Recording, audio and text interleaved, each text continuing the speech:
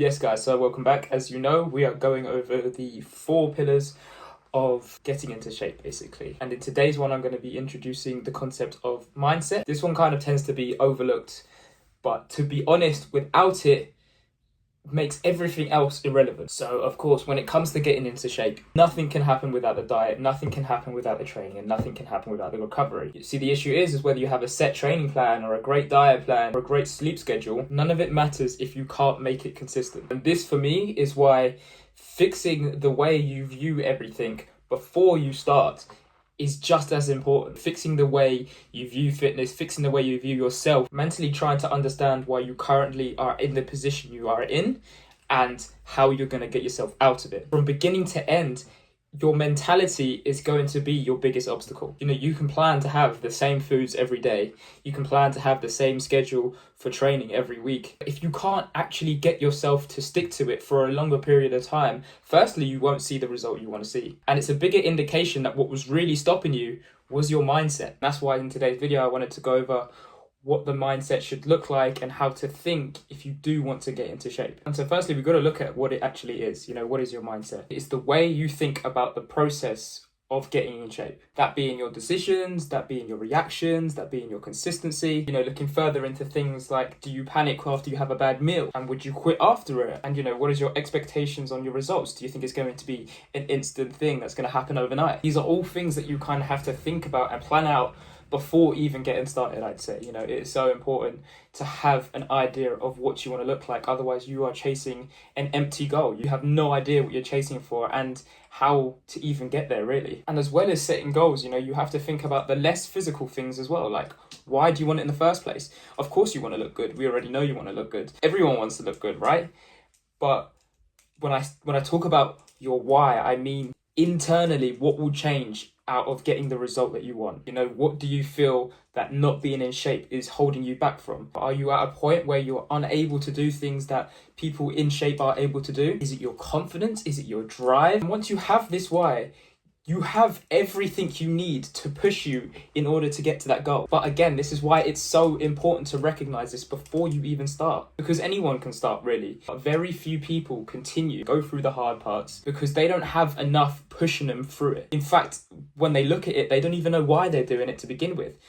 When you're doing hard things and you think about why you're doing this and you don't have a reason, you're not going to continue to do it. And so moving on from this, next is to think about what I call the 4 key mindset shifts. And so number 1 being process over outcome. And what this is rather than just thinking about the end goal, thinking about what the scale should look like, how long it should take. I'm going to shift that way of thinking and focusing on the small things, the day-to-day bits. Things like tracking your workouts. Have you made any progression in the gym? Things like tracking your steps and hitting your protein goals. All of these little things that you can do day to day, you kind of have something you're always chasing. Because if you're going to look at something like the scale day to day, it fluctuates so much. There's no point of doing it because you're going to see it one day and you're going to be like, oh, I feel like I haven't made any progress. Of course, it's good maybe weekly or bi-weekly to have a rough idea of whether it's going down or up. But just by having that as the focus, the outcome isn't really enough to keep you going because it's tough. It takes time. So what you need to do instead is to try and learn to fall in love with the process. Especially, again, if you're someone that your goal is to become more confident. Because I promise you now, it is the process that's going to get you there. It is not the outcome. It's great once you get your outcome, but I promise you once you get there, you're going to look at it and you're going to miss the process. So learn to enjoy it as you go along. The outcome will follow anyway. And don't worry about the time it will take because, at the end of the day, these things take time. But I promise you the time passes regardless. This leads me on to the shift number 2, which is discipline over motivation. Because when it comes to the process, you need to prioritize the discipline over the motivation. Of course, like I said before, when you have your why, that will be your motivation and that will stay the same regardless. But day to day, it is not going to be your focus. What you want to do instead is, in order to build a discipline, you have to have a system in place which is going to get you to that goal. And then you want to fall in love with that. And your system is, of course, going to be how many times a week you're going to train, how you're going to track that, your food, things like maybe your steps, your sleep as well. All of these things you're going to implement into your life anyway. You want to fall in love with repeating that cycle. But of course, there is going to be times where you don't want to go to the gym. And these are times where you need to prioritize having that discipline to continue to do the things day in, day out, so that eventually over time, of course, you will see your result. But look, as well, we also know that we are going to have days off and we are going to have moments where we slip up. And that's normal. That is also something to remember, is also part of your journey. You know, when you do slip up, you learn from that, right? Well, you should learn from that anyway. As long as you don't make excuses for it, as long as you take it in, you acknowledge it as a mistake, you now have something that you've learned from and that you can grow from. And this then brings me to the third shift, which is consistency over perfection. Guys, it does not have to be perfect. All you are required to do is to show up. Whether you only have 50% to give that day, as long as you show up and give that, and you can do that consistently over a long period of time, you will see a result. Of course, if you can turn up every day and give 100%, you'll see a better result. There is no one out there that will not make mistakes.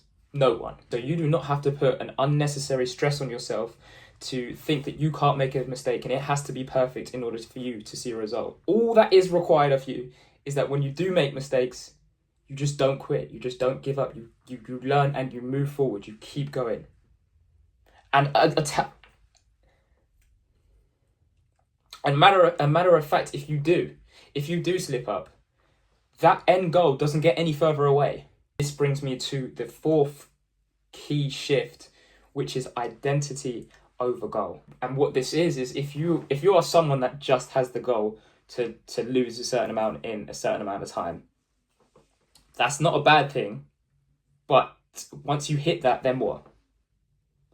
So rather than just think about it in that way, either shift it or also think about what it is you actually want to change about yourself. Who do you want to be? Do you want to be the healthy person? Do you want to be the person that has abs? Do you want to be the person that people look at and think, wow, what great shape he's in? I want to be like him. And once you figure that out, and once you mentally become that person, doing what they do becomes easy. And when you consistently do the things that that person does, you become them physically. But of course, you have to mentally become them first. But that's why it's important to think about who it is you want to be. So yeah, if you're someone that's busy, you know, life has got in the way, these are all things to think about because you need to change it regardless of the position you're in, right? You know, a person who is disciplined, a person who has great abs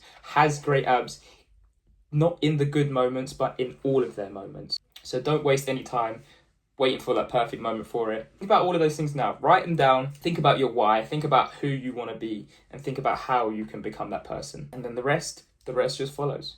Just do the work. That's all it is. But that wraps up everything for this episode. Again, guys, reach out whenever you need. If you're someone that's struggling to identify all of these things or, you know, just kind of materialize it and put it into practice, then yeah, feel free to reach out and I will see you guys in the next one.